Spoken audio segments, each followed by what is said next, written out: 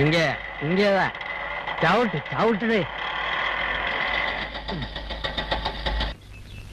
ഞാൻ ഏത് ഷേപ്പിൽ തിരിച്ചു വരുമെന്ന് എനിക്ക് നിശ്ചയമില്ല.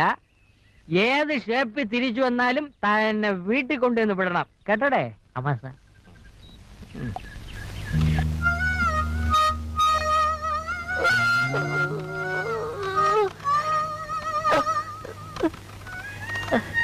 സുരേഷ് സാറിനെ ഒന്ന് കാണണമായിരുന്നു.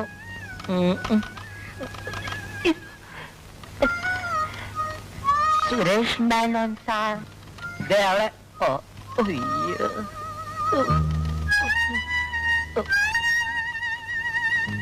സാർ എന്താ? സുരേഷ് മേനോൻ സാറിനെ ഒന്ന് കാണണമായിരുന്നു.